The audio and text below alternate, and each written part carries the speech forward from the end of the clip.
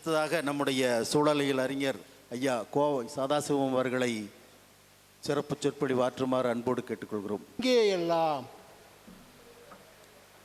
நல்லது நடந்து கொண்டிருக்கிறதோ அங்கே எல்லாம் கூட்டம் குறைவாக இருக்கும் என சொல்வார்கள். இங்கேயும் கூட்டம் கொஞ்சம் குறைவாக இருக்கிறது, ஒரு நல்லது நடந்து கொண்டிருக்கிறது. அன்பான மக்களே, தாராபுரத்தில் ஒரு புத்தக கண்காட்சி மாவட்ட தலைநகரில் நடத்த வேண்டிய அரசினுடைய கண்காணிப்பில் அரசினுடைய உதவியோடு நடத்தப்படுகிற புத்தக கண்காட்சிகளை விடவும் ஒரு தாலுகா அளவில் சின்ன நகரங்களில் நடத்தப்படுகிற புத்தக கண்காட்சிக்கு மரியாதை அதிகம்.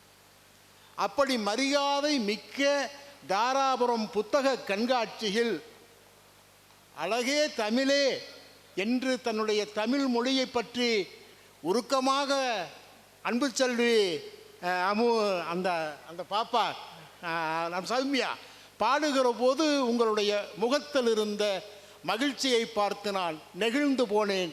உள்ளபடியே நீங்கள் அவருக்கு ஒரு பெரிய கைதட்டலை தந்து வாழ்த்தவர். இப்படியான புத்தக கண்காட்சிகள் தான் நம்மூரில் அது குறிப்பாக நம்மூரில் யாரெல்லாம் திறமையானவர்களோ அவர்களையெல்லாம் மதிப்புப்படுத்துவதற்கு, கௌரவப்படுத்துவதற்கு, பாராட்டுவதற்கான புத்தக கண்காட்சியை பயன்படுத்தி கொண்டிருக்கிறவங்களை பார்த்து நான் நெஞ்சம் நெகிழ்கிறேன். இங்கு மட்டும்தான் ஒற்றுமையின் விஷயங்களாக அரிமா சங்கத்தையும் ரோட்டரி சங்கத்தையும் ஒன்றாக பார்க்கிற வாய்ப்பை நீங்கள் தாராபுரம் புத்தக கண்காட்சிகள் தந்திருப்பது எனக்கு மகிழ்ச்சி. நான் மாவட்ட தலைநகரங்களில் நடக்கிற எல்லா புத்தக கண்காட்சிகளும் சென்னை உள்ளிட்டு எல்லா கண்காட்சிகளும் பேசுகிறேன். இப்படி இவ்வளவு பேர் இணைந்து ஒற்றுமையாக ஒரு புத்தக கண்காட்சியை நடத்துவதே தனிச்சிறப்பு. அதுவும் இன்றைய நிகழ்ச்சியை தமிழ்நாடு முற்போக்கு எழுத்தாளர் கலைஞர் சங்கம் ஒரு நல்ல நிகழ்ச்சியை உங்களுக்கு கொடுத்து கொண்டிருக்கிறது. அது குறிப்பாக நம்ம ஸ்ரீரங்கன் ஐயா சொன்னார், நீங்கள் பேசுங்கள் ஐயா, கூட்டம் வந்துவிடும் என்றார். நம் கூட்டத்தை பற்றி கவலைப்படுகிற ஆட்கள் அல்ல. தாராபுரம் புத்தக கண்காட்சி என்பது ஒரு குளம். அங்கு பறவைகள் வரும், வந்து போகும், குளம் நிரந்தரமாக இருக்கும். ஆக ஒரு தண்ணீர் நிரம்பிய குளத்தை போன்றவர்கள் தாராபுரம் புத்தக கண்காட்சியினுடைய நிர்வாகிகள் என்கிற நம்பிக்கையில், என்கிற பெருமிதத்தில் சங்க இலக்கியத்தின் இருக்கிற சூழலையிலே உங்களுக்கு கொஞ்சமாக சொல்லி அடுத்தடுத்து நீங்களே விரும்பி முழுக்க சங்க இலக்கியத்தை நோக்கி நீங்கள் அந்த புத்தக வாசிப்புக்கு போக வேண்டும் என சொல்லி சுருக்கமாக சங்க இலக்கியத்தின் சிறப்புகளை நான் உள்ளபடியே சொல்ல வேண்டும். எனக்கு தலைப்பு அதுதான், சங்க இலக்கியத்தின் சூழலியல். சூழலியலுக்கு என்று ஒரு அரங்கம் ஒதுக்குகிற கரிசனம் மிகுந்த தாராபுரம் புத்தக கண்காட்சியில் நாம் உள்ளபடியே சூழலை பற்றி பேசுவது சிறப்பு. எந்த ஆண்டும் இல்லாமல் இது 7வது 8வது 9வது என்று எப்படி சொன்னாலும் 3 சூழலாளர்களை கொண்டு வந்து நிறுத்தி இருக்கிற அரங்கு இந்த அரங்கு என்பதில் எனக்கு தனி பெருமை இருக்கிறது. முதல் நாளிலே சா முகமது அலி, இறுதி நாளிலே நக்கீரன், இடையிலே நான் என்று 3 சூழலாளர்களுக்கு வாய்ப்பு கொடுத்ததற்காக தாராபுரம் புத்தக கண்காட்சியின் நிர்வாகிகளை மீண்டும் மீண்டும் வணங்கி மகிழ்கிறேன். இப்போ நேர தலைப்புக்கு வர வேண்டியதாக இருக்கு. மொழிகள் குறித்து பேசுவது என்பது அவ்வளவு சிக்கலான. உலகிலே மொத்தமாக இருக்கிற மொழிகள் 17,000 மொழிகள் என்கிறார்கள். நாம் புள்ளி உரங்களுக்குள்ளேயே போக முடியாத அளவுக்கு உலகின் அவ்வளவு மொழிகள் பேசப்படுகின்றன. 17,000 மொழிகள் பேசப்படுகிறது என்றாலும் கூட இந்த உலகிலே தலை சிறந்த தொன்மையான மொழி என்று ஒரு 6 மொழியை உலக வல்லுநர்கள், குறிப்பாக மொழியியல் அறிஞர்கள் ஒரு 6 மொழியை வரையறுத்திருக்கிறார்கள். அதை வாழும் மொழி என்கிறார்கள். ஏன்னா நீண்ட காலமாக வாழுகிற மொழி 6 என்கிறார்கள். அந்த 6 மொழியை அவர்கள் அழகுபடுத்தி சொல்லுகிற விதம் ரொம்ப நல்லா இருக்கு. ஒன்று, லத்தீன் மொழியை சொல்லுகிறார். தமிழ் மொழிக்கு இணையான ஆண்டுகள் கொண்டிருக்கிற ஒரு மொழியாக லத்தீன் மொழியை குறிப்பிடுகிறார். லத்தீன் மொழியை குறிப்பிடுகிற போது அதை இசைமொழி என்கிறார்கள். குறிப்பாக சௌமியா பாடியிருக்கிற அந்த தமிழ் பாட்டில் இருக்கிற நெகிழ்ச்சியோடு லத்தீன் மொழி என்பதே ஒரு இசைமொழியாக உலகம் வரையறுத்து வைத்திருக்கிறது. லத்தீன் என்றால் இசை. சரி, சீனம் என்றால் சீன மொழியும் தொன்மையான மொழி. சீனம் என்றால் காதல் மொழி என்கிறது உலகம். நமக்கு அந்த மொழியே 2 காதலர்கள் பேசிக்கொள்வதை போல் இருப்பதால் அதை காதல் மொழி என்கிறார்கள். அரபு மொழியை கவிதை மொழி என்கிறது உலகம். ரொம்ப முக்கியம். ஒவ்வொரு மொழிக்கும் இருக்கிற பெரிய பெருமை, அரபு மொழிக்கு இருக்கிற பெருமை அது கவிதை மொழி. கிரேக்கத்திற்கும் ஒரு பெருமை இருக்கிறது. கிரேக்கம் என்றாலே அது தத்துவங்களை சார்ந்திருக்கிற தத்துவத்தோடு இருப்பதால் கிரேக்க மொழியை தத்துவ மொழி என்கிறார்கள். இன்னொரு தொன்மையான மொழி சமஸ்கிருதம். சமஸ்கிருதத்தை வழிபாடு மொழி என்கிறது உலகம். அது காதல் மொழி அல்ல, கவிதை மொழி அல்ல, இசை மொழி அல்ல, அது வழிபாட்டு மொழி என்கிறது. 5 மொழியை இந்த உலகம் வரையறுத்து விட்டு 6வதாக தமிழ் மொழியை சொல்லுகிற போது இந்த உலகில் தமிழ் மொழி ஒன்றுதான் தாய்மொழி என்கிறார். நமக்கு மட்டும் தாய்மொழி அல்ல, உலகத்துக்கு அது தாய்மொழி. அதெல்லாம் ரொம்ப முக்கியம். குறிப்பாக தமிழர்களுக்கு தாய்மொழி அல்ல தமிழ், உலகத்துக்கு தாய்மொழி தமிழ் என்கிறது உலகம். அதைத்தான் நான் இங்கு சொல்லுகிறேன். அதிலும் குறிப்பாக சிறப்பு லகரம்னு ஒரு எழுத்து இருக்கு. பெரும்பாலும் தமிழ் ஆசிரியர் பெருமக்கள், தமிழை நேசிக்கிற தமிழ் சங்கங்கள் என்று நிரம்பியிருக்கிற தாராபுரத்தில் சிறப்பு லகரத்தையும் சொல்ல வேண்டும். சிறப்பு லகரம் என்கிற அந்த சொல் கருப்பையை குறிப்பதாகவும், பெண்ணினுடைய கருப்பையை குறிப்பதாகவும், கீழே நாம் அந்த இப்படி இழுத்து விடுகிற சுழி தொப்புள் கொடியை குறிப்பதாகவும், இந்த மொழி தொடர்ந்து கருவுட்டு கொண்டே இருக்கிறது, இளமையாக இருக்கிறது, பிற மொழிக்கும் தாயாக இருக்கிறது என்று இந்த உலகம் தமிழ் மொழியை இன்றைக்கும் வியக்கிறது, என்றைக்கும் வியக்கும். அதுக்கு நிகராக இன்னொரு மொழியை சொல்ல முடியாத அளவுக்கு பெருமையும் சிறப்பும் வாய்ந்திருக்கிற ஒரு மொழியைத்தான் சங்க இலக்கியத்தை போல் வேறெங்கும் இலக்கியங்கள் இல்லை, வேறு எந்த மொழிக்கும் செவ்வியல் இலக்கியங்கள் இல்லை என்பதால் தான் நாம் தொடர்ந்து நம்முடைய இயக்கங்களை, நம்முடைய மூதாதைகள் ஏற்படுத்தி இருக்கிற சங்க இலக்கியத்தை பேசுகிறோம். பாரதியோடு அப்படித்தான் சொன்னான். இவள் என்று பிறந்தாள் என்று உணராத இயல்பனை கொண்டவள் எங்கள் தாய். பாரதி மொழி என்று வருகிற போதே அதை எங்கள் தாய் என்கிறான். அது ரொம்ப முக்கியம். அப்போ சங்ககால மக்களின் வாழ்க்கை எப்படி இருந்துச்சு? சூழலையோடும் இயற்கையோடும் இணைந்து வாழுகிற இந்த மக்களை இந்த உலகம் 4 சொற்களில் முடித்து விட்டது. சங்க இலக்கியத்தில் தமிழர்கள் எப்படி வாழ்ந்திருப்பார்கள் என்று ஒரு 4 வார்த்தைகள் முடிக்கிற போதே அது முதல் வார்த்தையாக அறம், அகம், மரம், புறம் என்ற இயற்கையோடு இணைந்து வாழ்ந்த தொல்குடிகள், ஆதிக்குடிகள் தமிழர்கள் என்று இந்த உலகம் நம்மை 4 சொற்களில் அடையாளப்படுத்தி இருக்கிறது. இந்த 4 சொற்களை அடையாளப்படுத்தி இருக்கிற பிற மொழிகளில் இந்த உலகம் எப்படி தோணி இருக்கும்? மனிதனுடைய கேள்வியே முதல் கேள்வி, இந்த உலகம், நாம் வாழ்ந்து கொண்டிருக்கிற உலகம் எப்படி தோன்றி இருக்கும்? எல்லா மொழிகளிலும், தொன்மையான மொழிகளில் எல்லாமே சந்தேகங்கள் கிளம்புது. தேடிக்கொண்டே இருக்கிறார்கள். நிறைய புராணங்களைத்தான் முதலில் பாடப்பட்டது. புராணங்களிலே இந்த பூமி தோன்றியதற்கு பூமாதேவி என்று ஒரு பெயர் கூட நாம் வைத்திருக்கிறோம். பூமாதேவி தான் ஒரு ஒற்றை கையிலே இந்த உலகத்தை அப்படி ஏந்தி கொண்டிருக்கிறாள். அவளுக்கு இந்த கை வலிக்கிற போது அப்படியே இந்த கைக்கு மாற்றுவாள். அப்போது வருவதுதான் நிலநடுக்கம் என்று நமக்கு போதிக்கப்பட்டிருக்கிறது. சூழலியலில் நிலநடுக்கம் எப்படி வரும் என்று உங்களுக்கு தெரியும். ஆனால் பூமாதேவியால் தான் நிலநடுக்கமே வருகிறது என்று நாம் புராணத்தில் புரிந்து வைத்திருக்கிறோம். இன்னொன்று, அட்லஸ்ன்னு ஒருத்தர் நீங்கள் கேள்விப்பட்டிருப்பீங்க. ஒரு சைக்கிள் கூட முதல்ல இருந்துச்சு. அட்லஸ் முதுகிலே பூமி உருண்டை இருக்கும்.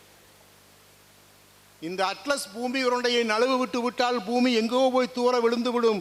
அட்லஸின் முதுகில் இருக்கிற பூமி உருண்டை நழுவிவிடக்கூடாது என்பதற்காக அட்லஸ் உள்ளபடியே கடவுளாக்கப்பட்டால் அட்லஸ் முதுகிலே பூமி இருப்பதாக புராணம் நம்பியது. ஆமாம், அட்லஸ் தான் பூமியின் கடவுளாக இருந்தான். இன்னும் சில பக்கம் சிலந்தி வளை. ஆமாம், பெரும்பாலும் கிரேக்கத்திலே சிலந்தி, ஒரு பெரிய சிலந்தி அந்த பெரிய வலைக்குள் இந்த பூமி உருண்டையை கொண்டு வந்து வைத்திருப்பதாக நம்பினார்கள், வைத்திருப்பதாக புராணங்களும் சொல்லுச்சு. இன்னும் சில பேர் ஒரே வாரத்தில் வானமும் பூமியும் படைக்கப்பட்டது. திங்கட்கிழமை அன்னைக்கு காலையில் தொடங்கி முதலில் வானத்தை படைத்து பிறகு பூமியை படைத்து ஒவ்வொரு உயிராக புல்லு பூண்டென்று ஒவ்வொரு உயிராக படைத்து சனிக்கிழமை வரைக்கும் படைத்து கொண்டே இருந்து ஞாயிற்றுக்கிழமை எனக்கு லீவு வேண்டும் என்று ஓய்வு பெற்றதாகவும் ஒரே வாரத்தில் இந்த உலகம் படைக்கப்பட்டதாகவும் நம்பப்படுகிறது, பேசப்படுகிறது புராணங்களில். இப்படி புராணங்கள் இந்த பூமி எப்படியெல்லாம் படைக்கப்பட்டது என்று பேசிக்கொண்டிருக்கிற நேரத்தில் தொல்காப்பியமும் பூமி எப்படி தோன்றியது என்று உலகத்துக்கு சொல்லுது. தொல்காப்பியம் சொல்லுது, நிலம், நீர், தீ, வள்ளி, விசும்போடு ஐந்தும் கலந்த மயக்கம் இந்த பூமி என்று இயற்கை இந்த பூமியை பன்னெடுங்காலமாய் தோற்றிய, அப்படியே தோற்றுவித்த இயற்கையின் படிநிலை வளர்ச்சியை அறிவியலால் என்றைக்கும் மறுதலிக்க முடியாமல் பேசியது ஒரே இலக்கியம் உலகில் தொல்காப்பியம். தொல்காப்பியமெல்லாம் நமக்கு வாழ்க்கை குறித்த இலக்கணத்தை, மொழி குறித்த இலக்கணத்தை தொல்காப்பியம் தந்திருக்கிறது என்பது அவ்வளவு பெரிய முக்கியம். ரொம்ப சிறப்பு என்னன்னா, சங்க இலக்கியங்களிலும் சரி, சங்க இலக்கியம் சாராத வள்ளுவத்திலும் சரி, உலகு என்கிற வார்த்தையை முதலில் பயன்படுத்திய மொழி தமிழ் மொழி. உலகு என்றாலே உழல்வது அல்லது சுழல்வது என்று அர்த்தம். இந்த பூமி சுழன்று கொண்டிருக்கிறது என்று பேசி எழுதி வைத்திருக்கிற மொழி தமிழ் மொழி என்பதை நாம் உள்ளபடியே நமக்கெல்லாம் பெருமைதான். சங்க இலக்கியத்திலே எத்தனை பாடல் இருந்தது, எத்தனை புலவர்கள் இருந்தார்கள் என்றெல்லாம் குப்புசாமி ஐயா பேசுகிற போது கூட சொன்னார். சங்க இலக்கியத்திலே எத்தனையோ புலவர்கள் இருந்தார்கள், அதில் இவ்வளவு பெண் புலவர்கள் இருந்தார்கள் என்றெல்லாம் ஒரு பட்டியலை வைத்தார். உண்மையிலே நாம் சங்க இலக்கியத்தை சல்லடை ஓட்டு தேடி தேடி இதுவரைக்கும் சேர்த்து இருக்கிற சங்க இலக்கியத்தின் மொத்த வகைகள் 473 தான். நாம் சங்க இலக்கியங்களில் பெரும்பகுதி இழந்திருக்கிறோம். நம் மூதாதைகளின் படைப்புகளை நாம் பாதுகாக்காமல் விட்டிருக்கிறோம். அது நம் மொழிக்கான இழப்பு.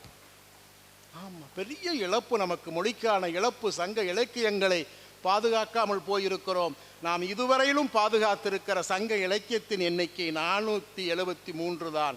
அதில் பெண்பால் புலவர்கள் 41 பேர். உண்மையிலேயே இந்த இடத்தில் சங்க இலக்கியத்தில் சூழலியல் என்று பேசுகிற போது இந்த பக்கம் பெண்களினுடைய இருக்கை நிரம்பி வழிந்து, இந்த பக்கம் ஆண்களின் இருக்கை நிரம்பி வழிந்திருக்க வேண்டும். சமமான ஒரு இடத்திலே பெண்களை தந்து, பெண்களுக்கு கல்வி தந்த உலகத்தில் முதல் மொழி தமிழ் என்று தமிழராய் பிறந்திருக்கிற பெண்கள் உள்ளபடியே பெருமை கொள்ள வேண்டியது நம் மொழியை நினைத்து. அவ்வளவு பாடல்கள், அர்த்தபூர்வமான பாடல்கள் என்று சங்க இலக்கியத்திலே பெண்பால் புலவர்களின் பாடலும் இருக்கிறது என்பது ரொம்பவும் முக்கியமான ஒரு விஷயமா இருக்கு. அதில் அறம்தான் ரொம்ப முக்கியம். உலகிலேயே ஒரு அறம் சார்ந்து வாழுகிற வாழ்க்கை வாய்த்திருக்கிற ஒரு இனம் தமிழ். அவ்வை அறம் செய்ய விரும்பு. அறத்தை குறித்து பாடாத இலக்கியங்களே நமக்கு இருக்கா.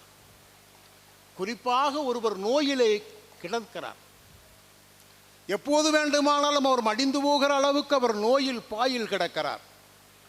அவர் எழுதுகிற மாதிரி ஒரு பாடல் வருகிறது சங்க இலக்கியத்தில். அவர் சொல்கிறார், நான் நோய்வாடப்பட்டு கிடக்கிறேன். நான் வளர்த்த ஒரு மரம் என் வீட்டெதிரே பெரிதாக வளர்ந்து நிற்கிறது. அது எங்கள் எல்லோருக்கும் நிழல் தருகிறது. இந்த மரத்திலிருந்து ஒரு பூவை கிள்ளி அதில் ஏதேனும் ஒரு மருந்து செய்து எனக்கு தந்து என் நோய் குணமாகும் என்றால் நான் அந்த பூவை பறிக்கச் சொல்வேன். அது நான் வைத்த மரம்தானே, அந்த பூவை பறிக்கச் சொல்வேன். நான் வளர்த்த மரத்தில் இப்போது காய் காய்த்திருக்கிறது. நானோ நோயில் கிடக்கிறேன். நோயில் கிடக்கிற என்னை இந்த காய் குணப்படுத்தும் என்றால் அந்த காயை பறிப்பேன். பறித்து அதுக்கான ஒரு மருந்து செய்து சாப்பிட்டு நான் உள்ளபடியே குணமடைவேன். இன்னும் அந்த மரத்தின் பட்டைகளை உரித்தோ அல்லது அந்த மரத்தின் கொட்டைகளை அதெல்லாம் அந்த காய் பழமாகி கொட்டைகளையோ அரைத்து சாப்பிட்டு கசாயமாகவோ மருந்தாகவோ தந்தால் குடித்து குணமடைவேன். ஆனால் அந்த மரத்தை வெட்டி அதை சாப்பிட்டு அதன் பாகங்களை சாப்பிட்டு நான் உயிர் பிழைப்பேன் என்று வருகிற போது மரத்தை வெட்டி விடாதீர்கள் என்றார். அந்த பாடல் நான் வளர்த்த மரம்தான், ஆனால் நான் பிழைப்பதற்கு நான் வளர்த்த மரத்தை வெட்ட வேண்டும் என்ற வெட்டக்கூடாது என்று சொல்லுகிற அந்த பாடலில் கடைசி வரி இப்படி முடியும்: மரமும் உயிர்தான், மனிதனும் உயிர்தான். யோசிங்க, இன்னைக்கெல்லாம் மரம் நடுவது கூட நமக்கு பெரிய பேசனா போன போது, ஒரு 2500 ஆண்டுகளுக்கு முன்பு ஒரு மரமும் உயிர்தான். சங்க இலக்கியம் அல்ல, நம் தமிழ் இலக்கியம் மரத்தை ஓர் உயிர் என்கிறது. உயிருள்ள ஒன்றுதான் தாவரம் என்பதால் ஓர் உயிர் என்கிறோம். ஓர் உயிரை ஒரு மனிதன் மறைக்கிறான். மரமும் உயிர்தான், மனிதனும் உயிர்தான். உயிர் கொன்று உயிர் பிழைப்பது நன்று அன்று. உயிர் கொன்று உயிர் பிழைப்பது ஆகாது என்கிற ஒரு பெரிய செய்தியை, அறம் சார்ந்த செய்தியை, தாவரங்களின் மீது தமிழர்கள் வைத்திருக்கிற பேரன்பை உலகுக்கு சொல்லுகிற இந்த பாடலுக்கு நிகராக உலகத்தில் எந்த பாடலும் இல்லை. நீங்கெல்லாம் இன்னைக்கு மழையை பார்த்தா பயந்துக்கிறோம். சென்னையிலெல்லாம் மழை வந்தாவே பயந்துக்கிறோம். ஏன்னா இந்த தமிழ் சமூகம் மாமலை போற்றிய சமூகம். குறிப்பாக சிலப்பதிகாரத்திலே கடவுள் வாழ்த்து எழுதுகிற போது இளங்கோவடிகள் மாமலை போற்றுதும், சூரியனை சொல்லிவிட்டு சந்திரனை சொல்லிவிட்டு மலையை சொல்லுகிறார். மாமலை போற்றுதும், மாமலை போற்றுதும். ஒரு பெரிய மலையை போற்ற வேண்டும் என்று நம்முடைய தமிழ் சமூகம் விரும்புகிறது. இன்றைக்கு பெருமழை பெய்தால் நம்முடைய நகரங்கள் எல்லாம் நீரில் மூழ்கி விடுகிற அவளுக்கு சிக்கல் இருக்கு. ஒரு சங்க பாடலிலே ஒரு மழை வருகிறது, பெரும் மழை. இன்னைக்கு வருவதெல்லாம் இதுவரையிலும் பெய்யாத மழை. மேக வெடிப்பென்றெல்லாம் அதற்கு பெயர் வைத்திருக்கிறார்கள். மேகம் ஒரு காலத்திலும் வெடிப்பதில்லை. இன்றைக்கு வருவதெல்லாம் இதுவரையிலும் பெய்யாத பெருமழை, மாமழை அன்று. ஒரு கிழவனும் அவனுடைய பேரனும் பாடிக்கொள்கிற மாதிரி, அவர்கள் இருவரும் பேசிக்கொள்கிற மாதிரி ஒரு பாடல், சங்க பாடல் வரும். அந்த பாடலில் இந்த மாமழை 3 நாள் பெய்து கொண்டே இருக்கும். அடாத மழை, அது விடாது பெய்து கொண்டே இருக்கும் 3 நாள். 3 நாட்களும் வெளியே வராமல் குடும்பத்துக்குள்ளே முடங்கி கிடக்கிறார்கள். முடங்கி கிடத்த பிறகு நாம் இப்போது இருப்பது இரவிலா பகலிலா சந்தேகம் வந்து விடுகிறது. நம்ம இரவில் இருக்கிறோமா பகல் இருக்கிறோமா? 3 நாள் வீட்டை விட்டு வெளியே வரவில்லை. அவ்வளவு மழை பெய்து கொண்டே இருக்கிறது. வெள்ளப்பெருக்கு எங்கும் நேரவில்லை. அதான் ரொம்ப முக்கியம். பிறகு சிறுவன் கேட்கிறான், ஐயா இது என்ன, இரவா பகலா? நான் எப்போது தூங்க வேண்டும், எப்போது விழிக்க வேண்டும்? பெரியவர் சொல்கிறார், மெல்ல இந்த கதவை நீக்கு. கதவை நீக்கி நம் வாசல் முற்றத்தில் இருக்கிற பீர்க்கங்குடி பூத்திருக்கிறதா என்று பாருங்கிறார் ஒரு கிழவர். அந்த பேரன் மெல்ல எழுந்து வந்து தன்னுடைய கதவை அப்படி நீக்கி பார்க்கிறான். பீர்க்கங்குடியில் மஞ்சள் நிறத்தின் பூக்கள் பூத்திருக்கிறது. தன்னுடைய ஐயா கிட்டே சொல்லுகிறான், ஐயா வாசலில் பீர்க்கம்பூ பூத்திருக்கிறது என சொன்னபோது கிழவன் சொல்வான், இது மாலை 5 மணி இருக்கும். ஒரு இயற்கையோடு அவன் எப்படி வாழ்ந்திருக்கிறான், சூழலோடு எப்படி வாழ்ந்திருக்கிறான் என்பதை ஒரு பூவையே கடிகாரமாக்கி காலத்தை தீர்மானித்தவர்கள் நம் மூதாதையர்கள். எனக்கு முன்னால் ஒரு கடிகாரம் ஓடிக்கொண்டுதான் இருக்கிறது. என்னுடைய செல்போனிலும் என்னால் நேரம் பார்க்க முடியும். ஒவ்வொருவர் கையிலும் கடிகாரங்கள் இருக்கிறது.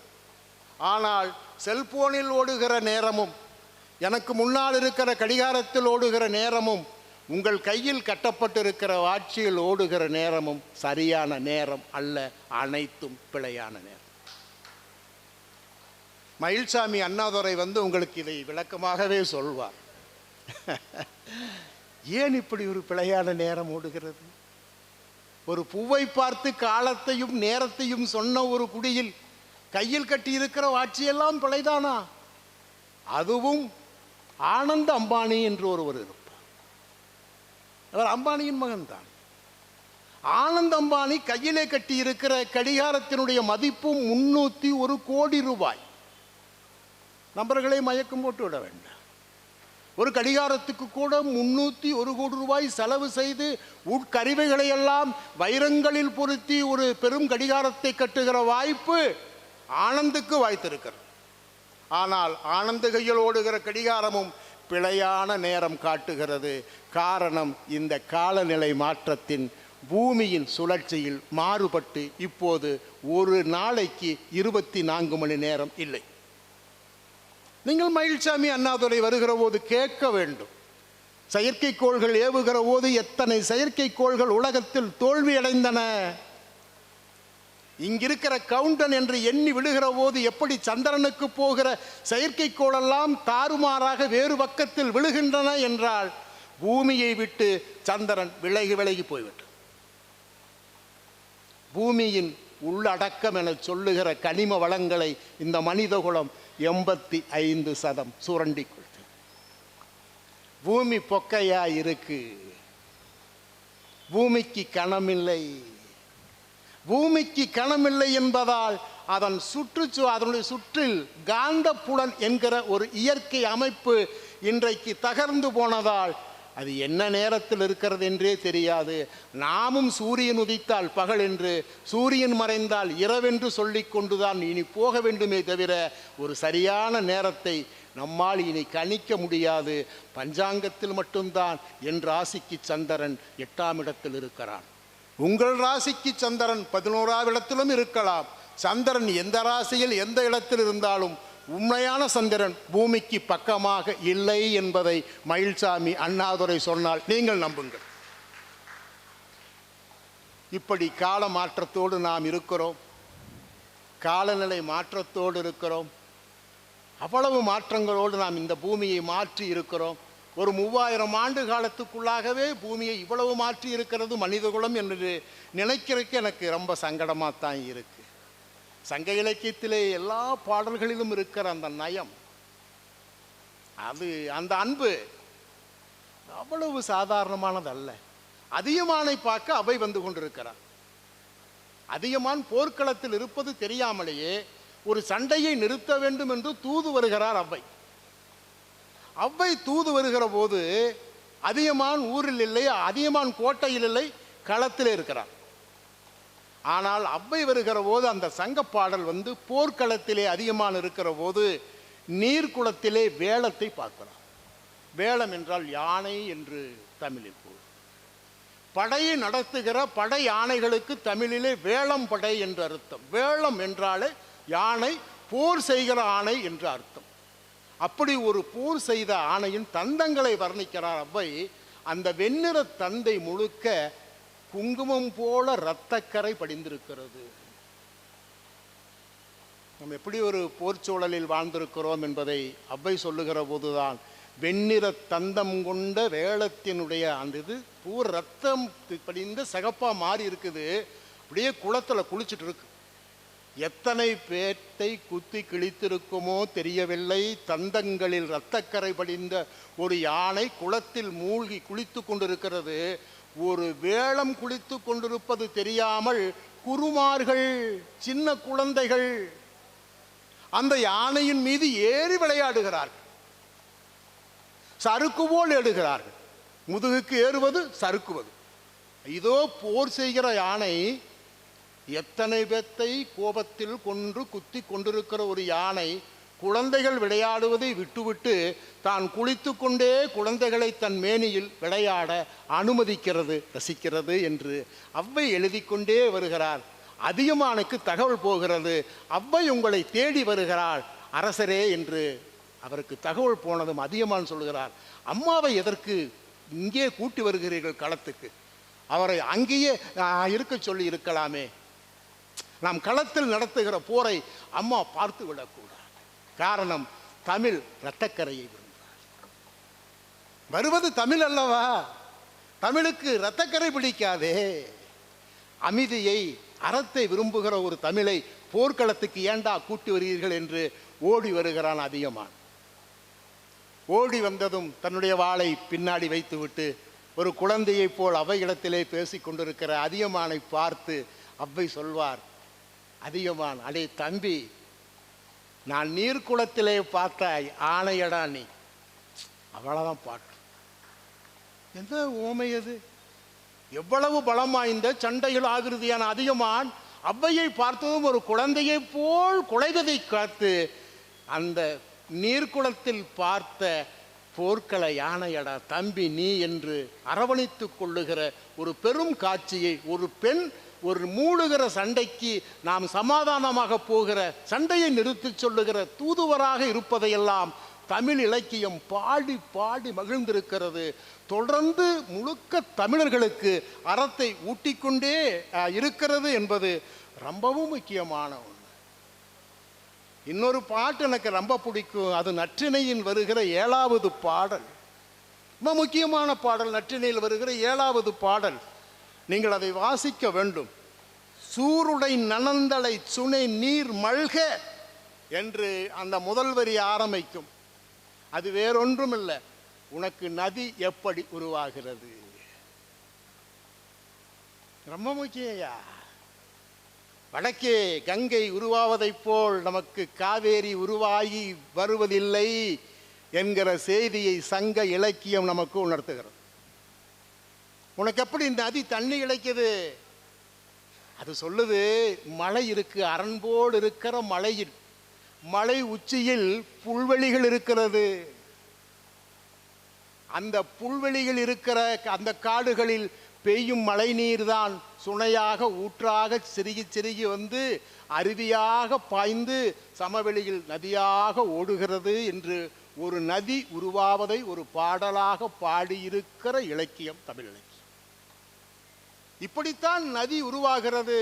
வடக்கே வந்து கங்கை உருவாவதைப் போல் தெற்கே காவேரி உருவாவதில்லை. அது பெய்யும் மழை நீரை ஒரு புல் வாங்கி வைத்து கொண்டு அதன் வேர்க்காலின் வழியே சொட்டு சொட்டாகவும் திவளை திவளையாகவும் நமக்கு வற்றாத ஜீவநதிகளை தந்து கொண்டே இருக்கிறது.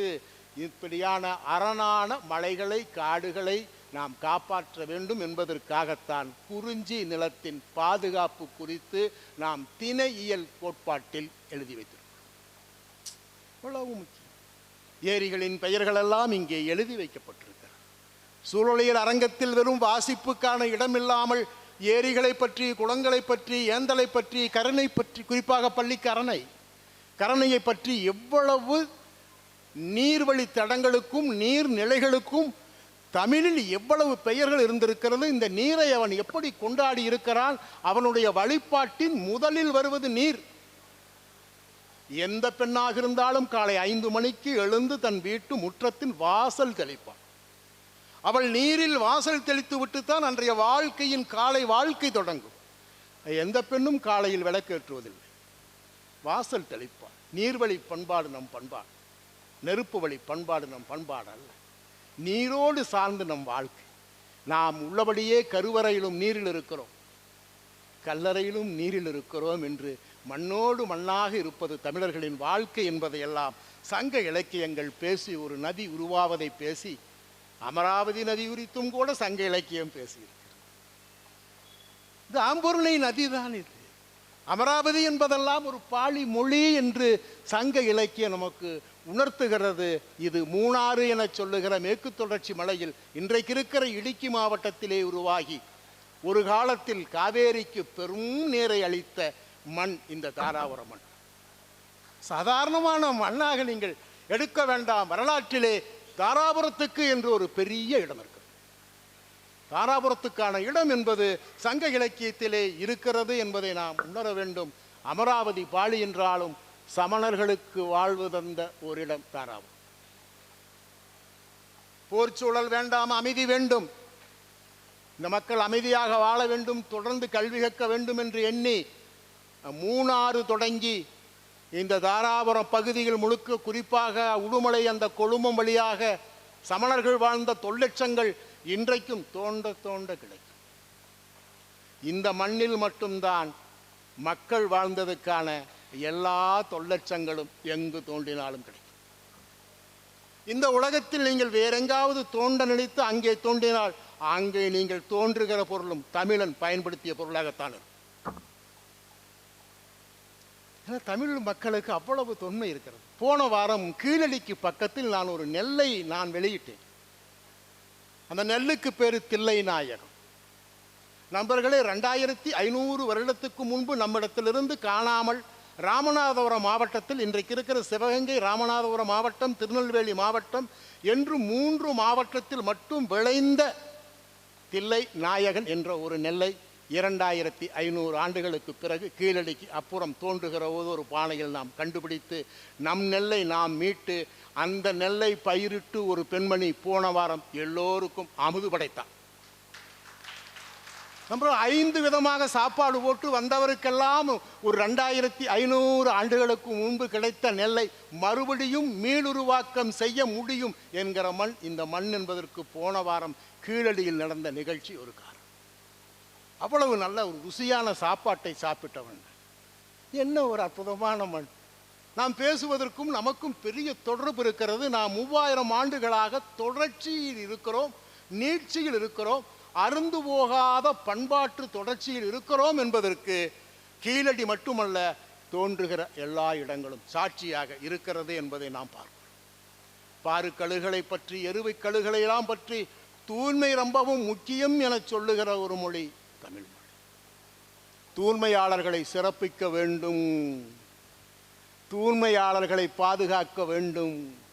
தூய்மையாளர்கள் உலகில் இல்லாமல் போனால் இந்த நாடும் காடும் சுடுகாடாகிவிடும் என்று உணர்ந்த மொழி தமிழ் மொழி. அதான் பாரு கழுகளை தமிழ் மொழி தனியாக பேசுகிறது. எருவை என்கிற ஒரு கழுகையும் இந்த எழுத்து மிக தனியாகவே பேசுகிறது. அந்த எழுத்திலெல்லாம் காடுகளிலே ஒரு யானை வயதாகி செத்து போனால் மனிதர்களே நுழைய முடியாத சில அடர்த்தியான காடுகள் இன்னும் மேற்கு தொடர்ச்சி மலையில் கொஞ்சம் மிச்சப்பட்டிருக்கிறது. அப்படி கொஞ்சம் மிச்சப்பட்டிருக்கிற ஒரு காட்டில் ஒரு வயதான ஒரு யானை செத்து போனால் அந்த யானை மக்கி மறைய 3 மாதங்கள் ஆகும். ஆனால் மேலே இருந்துதான் நமக்கு அமராவதி கீழே வர வேண்டும். அமராவதி மேலே இருந்து கீழே வருகிற இடத்தில் மேலே ஒரு யானை செத்து 3 மாதம் அங்கேயே கிடந்தால் அதன் உடல் அழுகி நிறைய நோய்க்கிருமிகள் கீழே வந்து நமக்கும் நோய் விரைப்பு விடும். ஆக கீழே இருக்கிற சமவெளி மக்களுக்கு நோயை கொண்டு போய் சேர்க்கக்கூடாது என்று எருவையும் பாருக்கழுகளும் யானையை இல்லாமல் செய்துவிடும். ஒரு வாரத்தில் யானை செத்ததுக்கான தடயங்கள் இல்லாமல் செய்து விடுகிறது. அதனால்தான் காடு அழகாக இருக்கிறது. காடு அழகாக இருப்பதால் நாடு அழகாக இருக்கிறது என்கிறது சங்க இலக்கியம் என்பதை நீங்கள் உள்ளபடியே உணர வேண்டியதாக இருக்கிறது. ஆக தூய்மையாளர்கள் பாதுகாக்கப்படுவார்கள், தூய்மையாளர்கள் பாதுகாக்கப்பட வேண்டும் என்று உணர்த்தி இருக்கிற மொழியும் ஒன்றுதான். நற்றினை ஒரு பாடலிலே ஆந்தையை பற்றியெல்லாம் வரும். நாம் படிக்க வேண்டும். நாம் வெறும் பறவைகளை இங்கே ஒட்டி இருக்கிறோம். கொங்கூரில் இருக்கிற பறவைகள் இங்கு இருக்கிறது. தாராபுரத்திலே பார்க்கிற பறவைகளையும் நாம் ஒட்டி இருக்கிறோம். நம் குழந்தைகள் பார்க்க வேண்டும், பள்ளி குழந்தைகள் பார்க்க வேண்டும். ஆசிரியர்கள் அதையெல்லாம் படம் எடுத்து கொண்டு போய் தனக்கு பள்ளி நேரங்களில் வகுப்பறையிலே நம் தாராபுரத்தின் மண்ணில் இருக்கிற சிறப்புகளை, நீர்நிலைகளை, பறவைகளை குழந்தைகளுக்கு சொல்லித்தர வேண்டும் என்று கரிசனத்தோடு தான் அந்த சூழல் அரங்கம் தொடங்கப்பட்டதாகவும், திருப்பூர் அல்ல தாராபுரம் புத்தக கண்காட்சி தான் இப்படியான சூழல் இறங்கத்துக்கான இடம் தருகிற நல்ல மனிதர்கள் முன்னாடி உட்கார்ந்திருக்கிறார்கள் என்பது சூழலாளனுக்கு பெருமையாக இருக்கிறது. அவை எல்லா நாடுகளுக்கும் பெருமையாக இருக்கிறது. ஆந்தையை பற்றி பேசுகிறாள் நற்றிணை பாடலில். 7 மணிக்கு அவள் வெளியே வருகிறாள். இந்த சங்க இலக்கியத்தில் எல்லா பாடலும் ஒரு காட்சியோடு தான் தொடங்கும். காட்சி இல்லாமல் எந்த பாடலும் தொடங்காது. சினிமா எடுப்பவர்கள் சங்கப்பாடலை படித்தே தீர வேண்டும். சங்கப்பாடலை படித்தவன் நல்ல சினிமாக்களை எடுப்பான். ஆமாம், அவள் 7 மணிக்கு வெளியே வருகிறாள். சூரியன் அஸ்தமாகிவிட்டது. பொழுது அப்படி காஞ்சு முழிஞ்சு இருள் சூழத் தொடங்குகிற போது தன் காதலனை சந்திப்பதற்காக வெளியே வருகிறாள் ஒரு பெண். வெளியே வந்து ஒரு வன்னி மரத்தின் கீழே நின்று கொண்டிருக்கிறாள் காதலின் வருகைக்காக. இப்போ வந்துருவான்னு. அப்போ ஆந்தை கத்துது. கத்துனது மேலே பார்க்குற ஆந்தை மரக்கிளைகளே உட்கார்ந்துருக்கிறது. ஆந்தையை பார்த்தவள் சொல்கிறாள், ஓ நீ ஆந்தையா, தெரியும் உன்னுடைய அழகு அப்படி வளைந்திருக்கும், உன்னுடைய கால் நகங்கள் கூர்மையாக இருக்கும். ரொம்ப முக்கியம். ஒரு பறவையை பொத்தாம்பதுவாக சொல்லாமல் ஆந்தையினுடைய அழகு, அதனுடைய அந்த வாய் எப்படி வளைஞ்சிருக்கு, அதன் நகங்கள் எப்படி கூர்மையாக இருக்கிறது, அது எப்படி சத்துன்னா எப்படி கத்துதுன்னா மெல்லிய பறை ஒளி போல் கத்துகிறாய். ஒரு பறை எடுத்து மெல்ல அடிச்சா எப்படி சத்தம் வருமோ அப்படி கத்தி கொண்டு இருக்கிறாய். நீ கத்தி என் காதலனையும் என்னையும் காட்டி கொடுத்து விடாதே. இந்த பாடலிலே ஒரு ஆந்த இடத்திலே ஒரு பெண் வேண்டி கேட்கிறாள், நீ கத்தி என் காதலனையும் என்னையும் எங்கள் காதலையும் காட்டி கொடுத்து விடாதே. உனக்கு கைமாறாய் நாளை நீ இரவுதான் வருவாய். நீ ஒரு இரவாடி. ரொம்ப முக்கியம். பகலில் ஆந்தைகள் இரை தேடி வருவதில்லை, இரவில் வருகிறது. ஆக நீ ஒரு இரவாடி. நாளை உனக்கு எலிக்கறியை சமைத்து. ரொம்ப முக்கியமா என்ன யார் என்ன சாப்பிடுவாங்க என்று தெரிந்து எலிக்கறி சமைத்து கூடவே கொஞ்சம் வெண்சோறு கலந்து நெய்யூற்றி பிசைந்து. ஒரு ஆந்தைக்கு கூட இப்படி விருந்து வைக்க முடியும் என்பதை நற்றிணை பாடல் சொல்லுகிற போது நாம் ஆந்தையாய் பிறந்திருக்க கூடாதா என்று ஏங்குகிற அளவுக்கு நற்றிணை பாடல். அவ்வளவு அழகான பாடல். அப்படி ஒவ்வொரு பாடலும் சங்க இலக்கியத்தின் காட்சியாக நல்ல கருத்தாக ஒரு உயிரினத்தை மிகச் சரியாக அறிவியல் பூர்வமாக அடையாளப்படுத்துகிற பாடல்கள் நிரம்பி இருக்கிற சங்க இலக்கியத்தில்தான் இயற்கையும் சூழலையிலும் இருக்கிறது என்பதை திரும்ப திரும்ப நான் உங்களுக்கு சொல்ல விரும்புகிறேன். சில சங்க பாடல் எனக்கு கேட்ட பிறகு ஒரு கல்லூரியில் சங்க இலக்கியத்தின் காட்சிகள் என்று பேசுகிற போதே அதனுடைய கல்லூரியினுடைய முதல்வர் சொன்னார், எப்படியாவது இந்த சங்க இலக்கியத்தை நீங்கள் பேசுவது போல் எளிமையாக புரிந்து கொள்வதற்கான ஒரு ஏற்பாட்டை செய்யுங்கள், அதற்கு என்ன செலவானாலும் நான் தந்து விடுகிறேன் என்றார். நல்ல விஷயம் தானே அது சொன்ன. இது புதுசல்லையா, திரைப்படங்களை உற்று கேளுங்கள், பல பாடல்கள் சங்க இலக்கியத்தின் பாடல்கள் தான். உதாரணத்திற்கு ஒரு பாடல் சொல்லலாம், 2-3 பாடல் சொல்லலாம். செம்புல பெயர் நீள் போல் அன்புடை நெஞ்சம்னு ஒரு குறுந்தொகையிலே ஒரு பாடல் தொடங்கும். எந்தையும் நுந்தையும் யாரு, எப்படி காதலை அவன் போற்றுகிறான், காதலுக்கு எவ்வளவு மரியாதை தருகிறான். உன் அப்பா உன் அம்மா யாருன்னு தெரியாதரா, நாம் எப்படி நம்முடைய நெஞ்சங்கள் இணைந்தன என்ற ஒரு பாடல் வருகிறது. அதே போல நம் ரஜினிகாந்த் நடித்த ஒரு படத்திலே அதே காட்சியை பாடலாக வைத்திருப்பார். அந்த பாடல் இப்படி தொடங்கும், ஒரு தங்க ரதத்தில் பொன் மஞ்சள் நிலவு. அப்படித்தான மோகன், இந்த ராஜமோகனுக்கு தெரியும். ஒரு தங்க ரதத்தில் ஒரு மஞ்சள் நிலவுன்னு பாட்டு தொடங்குற. செம்மண்ணிலே தண்ணீரை போல், அதால செம்புல நீர் போல் அன்புடை நெஞ்சம் தான் கலந்தனவே என்பதை ஒரு திரைப்பாடல் செம்மண்ணிலே தண்ணீரை போல் என்று எளிமையாக எழுதி ஒரு பாடலை முடித்து விட்டது. புதுசாக ஒரு பாட்டு வந்துச்சு, தீண்டாய் மெய் தீண்டாய் தாண்டாய் படி தாண்டாய். பார்த்தீங்கன்னா புத்தம் புது பாட்டாகவும் வார்த்தை ரொம்ப சொக்கி போகிற மாதிரி அந்த பாட்டு இருக்கும். அந்த பாட்டு வெள்ளி வீதியாறு எழுதிய குறுந்தொகையின் இடம்பெற்ற பாடல். எவ்வளவு புதுசாக தெரியுது, நவீனமாக தெரியுது. இதெல்லாம் குறுந்தொகையிலே வெள்ளி வீதியார் எழுதிய பாட்டு தான் தீண்டாய் மெய் தீண்டாய். ஒரு போர்க்களத்திலே ஒரு பாடல் வரும், போர் நடந்து கொண்டே இருக்கிறது, நாளை இருப்போமா இல்லையா என்று தெரியாது, இன்றைக்கு இரவில் நாம் இருக்கிறோம், இது இரவு நேரம், நாளை விடிந்தால் நிலைமை தெரியாது, மடி மீது தலை வைத்து விடியும் வரை தூங்குவோம். சங்க இலக்கியத்திலே பாடல், சினிமாவில் அப்படியே ஒரு பாடல் வரும், மடி மீது தலை வைத்து விடியும் வரை தூங்குவோம் என்பது கலிங்கத்து பரணையில் போர்க்களத்தில் எழுதிய பாடல். சங்க இலக்கியம் எவ்வளவு வாழ்க்கையை உற்று பார்க்கிறது. கிடைத்திருக்கிற வாய்ப்பை பயன்படுத்தி வாழ வேண்டும் என்று நமக்கு வலியுறுத்துகிற பாடல்கள் இருக்கு. அந்த சிவகாமி மகனிடம் சேதி சொல்லடி, என்னை சேரும் நாள் பார்க்க சொல்லடி. ஒரு பாட்டு இருக்கு, அந்த சிவகாமி மகனை சேதி சொல்லுன்னு. நம்முடைய சங்க இலக்கியத்தில் வருகிற எல்லா தலைவுகளும் தலைவனுக்கு தூது விட்டே ஓய்ந்து போனோம்.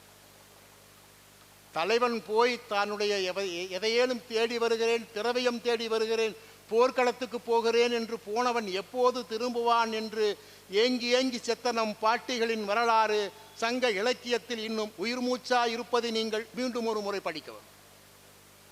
நம் முன்னத்தை பாட்டிகளை எல்லாம் தவிக்க விட்டு நம் பாட்டன்கள் செய்திருக்கிற அட்டுழியங்களை நீங்கள் சங்க இலக்கியத்தில் தான் படிக்கணும்.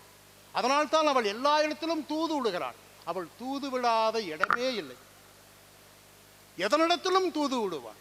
அன்னம் விடு தூது, கிளி விடு தூது, கிள்ளை விடு தூது என்று எல்லோரிடத்திலும் தூது விடுவதற்கு காரணம் தன் துணைவன் என்னோடு இல்லை என்கிற ஏக்கம் நம் பாட்டிகளை வதைத்து கொண்டே இருந்த விஷயங்களை சங்க இலக்கியம் மிகச்சரியாக பதிவு செய்து அவ்வை கூட ஒரு பாடல் எழுதியிருப்பார். நான் உன்னை நீங்க மாட்டேன், நீங்கினால் தூங்க மாட்டேன். இது என்னையா நம்ம எழுதிடுவோம் புதுசா? நான் உன்னை நீங்க மாட்டேன், நீங்கினால் தூங்க மாட்டேன். ஔவையார் சங்க இலக்கியத்தை நீங்கள் வெகுவாக லகுவாக மொழிபெயர்த்து சங்க இலக்கியத்தை உள்வாங்கி சமகால மொழியோடு பேசினால் நம் சிறுவர்களுக்கும் புரியும் என்று சொல்லி இன்றைய நாளில் நாம் உள்ளபடியே அந்த சங்க இலக்கியத்தை எளிமையாக்குவதற்கான வேலையை நாம் செய்ய வேண்டும் என சொல்லி படைப்பாளிகளை சொல்ல வேண்டும். சங்க இலக்கியத்திலே படைப்பாளிகள் புலவர்கள் பட்ட பாட்டை சொல்லாமல் சங்க இலக்கியத்தை முடித்துவிட்டால் நான் வரலாற்று பிழைக்கு உரியவனாக மாறிவிடுவேன். சங்க இலக்கியத்திலே நாராய் நாராய் செங்கால் நாராய் என்று ஒரு பாடலை எழுதியவர் பெயர் தெரியாமல் அவரை சக்திமுற்ற புலவர் என்றே நாம் அழைக்கிறோம். வறுமையின் காரணமாக மதுரைக்கு வருகிறான். நெல்லையிலிருந்து மதுரைக்கு வந்து பாடி பரிசல் பெற்று விடலாம். பரிசல் பெற்றுவிட்டால் நம் வறுமை நீங்கிவிடும். குடும்பத்திற்கு காசு இல்லை, மனைவி சமைப்பதற்கு அரிசி இல்லை என்று அவன் மன்னனிடத்திலே பாட வருகிறான். பாடி முடித்த பிறகு பாடல் நன்றாக இருக்கிறது, போய் வா என்று தாட்டி விடுகிறான் மன்னன். மதுரையிலே மழை கொட்டுகிறது. ஒரு கொட்டு மலையிலே மாறன் என்கிற ஒரு அரசனை பார்க்க வந்து பாடி பரிசல் பெறலாம் என்று நம்பிக்கையோடு வந்த புலவன் மலையில் நனைந்து ஒரு கோழி குஞ்சை போல் குறுகி ஒரு கோணி பையில் ஒரு பெட்டிக்குள் இருக்கிற பாம்பை போல் படுத்து கொண்டிருக்கிறான். அவன்தான் உலகத்துக்கு வலசை என்கிற ஒரு வார்த்தையை சொன்னான். மறந்து விடாதீர்கள், தமிழில் வலசை வருகிற பறவை. அவன் அவ்வளவு வறுமையில் சாக கிடக்கிற ஒரு புலவன் தமிழுக்கு ஒரு வார்த்தையை தூக்கி எறிகிறான். தமிழுக்கு அவன் கொடையளிக்கிறான். வலசை வருகிற பறவை நாராய் நாராய் செங்கால் நாராய், பழம் படு கிழங்கு பிளந்தன்ன பவள கூர்வாய் சென்னாய் சென்னங்க செங்கல் நாராய் என்று ஒரு பறவையின் உருவத்தை சொல்லிவிட்டு நீ வடக்கு இருந்து தெற்கேதான் போகிறாய். போகிற வழியில் என் மனைவி இருப்பாள். சொல், உன் கணவன் இப்படி சிக்கலில் மாட்டிவிட்டான், உன் கணவன் ஏமாந்து விட்டான், மன்னன் தருவான் என்று வந்து பாடி ஏமாந்து மலையில் நனைந்து உயிரை கையில் பிடித்து கொண்டு இங்கே கிடக்கிறான். என்னுடைய வழியை என் வேதனையை நீ மனைவியிடத்திலே பகிர்ந்து சொல், நான் எப்போது வருவேன் என்று அவள் காத்திருப்பாள். அந்த வீட்டினுடைய சுவர் எப்போது வேண்டுமானாலும் விழும். அந்த வீட்டின் சுவற்றில் ஒரு கருநாகம் இருப்பதையும் நான் கண்டேன். பத்திரமாக இருக்கச் சொல் என்று பறவையிடத்திலே ஒரு புலவன் வறுமையிலும் வாழ்வின் கடைசி வழிகளிலும் ஒரு பறவையோடு பேசுகிறான் என்றால், ஒரு படைப்பாளியை காப்பாற்றாமல் போன சமூகத்துக்கும் நாம் சொந்தக்காரர்கள் என்பதை நாம் புரிந்து கொள்ள வேண்டும். இன்னொன்று தாராபுரத்தோடு தொடர்புடைய கொடுமணம் என்ற ஒரு ஊர் இருக்கிறது. அதை இன்றைக்கு கொடுமணல் என்கிறோம். கொடுமணலை பற்றி கபிலர் பாடுகிறார். ரொம்ப முக்கியம்.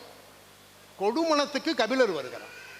கபிலர் வருகிற போது பாணர் என்பவரெல்லாம் பாடுகிறவர்கள். அவர்கள்தான் தமிழில் யாழ் இசையை முதலில் இசைத்தவர்கள் பாணர்கள் தான். யாழ் இசையை கண்டுபிடித்து இசைத்தவர்கள்.